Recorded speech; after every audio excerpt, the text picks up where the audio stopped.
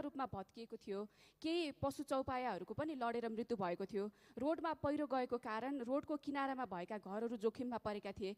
तर सभामुख महोदय, सो स्थानमा तत्कालीन सरकारमा रहेका पार्टीका कार्यकर्ताको घर अगाडि रहेको बाटोमा थोरै मात्र ग्याबिन वाल लगाएर संरक्षण गरियो र सर्वसाधारण स्थानीयको घर अगाडिको बाटो जुन पहिरोले आधा भत्किएर जोखिममा परेको छ र घर पनि लड्न सक्ने जोखिममा छ, त्यो स्थानमा अझै पनि 2077 सालदेखि अहिलेसम्म मर्मत गरिएको छैन। म सामान्य सभामुख महोदय मार्फत सरकारलाई सोध्न चाहन्छु कि यो देशको बजेट पार्टी कार्यकर्ताको लागि मात्रै हो? सभामुख महोदय, म सरकारको गम्भीर ध्यानकर्षण गराउँदै जोखिममा रहेका घर अगाडिको पहिरो रोकथाम गरी सडक पुनर्निर्माण गर्न अनुरोध गर्दछु। साथै दाङ लमैको सिसौ बगरमा तारबारले घेरेर बन्दक बनाइएका गाईगोरुहरू भोकले तिर्खामा छटपटाइरहेका र प्लास्टिक खान बाध्य भएको गाईगोरुहरू मरणासन्न स्थितिमा पुगेको भन्ने समाचार आएको छ। यो अमानवीय क्रियाकलापमा माननीय सदस्य सञ्जय कुमार गौतम।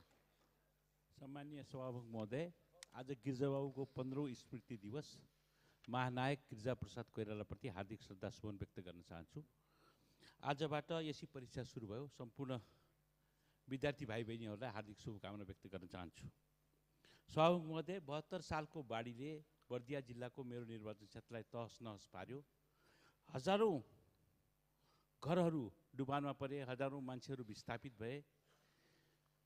त्यो नदी नियन्त्रणका लागि हामीहरूले एउटा बबई भादा ओरै नदी नियन्त्रण आयोजना स्थापित गऱ्यौँ र त्यसको डिपिआर पनि भयो, काम पनि सुरु भयो। अहिले कता कता सुनेको छु नेपाल सरकारले त्यो आयोजनालाई कर्णाली सिँचाइ आयोजना, कर्णाली नदी नियन्त्रण आयोजनासँग गाभ्ने प्रयास गरिरहेको छ। मेरो निर्वाचन क्षेत्रबाट त्यो आयोजना, त्यो अफिसलाई हटाउने तयारी गरिरहेछ भन्ने सुनेको छु। यो साह्रै दुर्भाग्यपूर्ण हुन्छ। म बर्दिया जिल्लाको मेरो निर्वाचन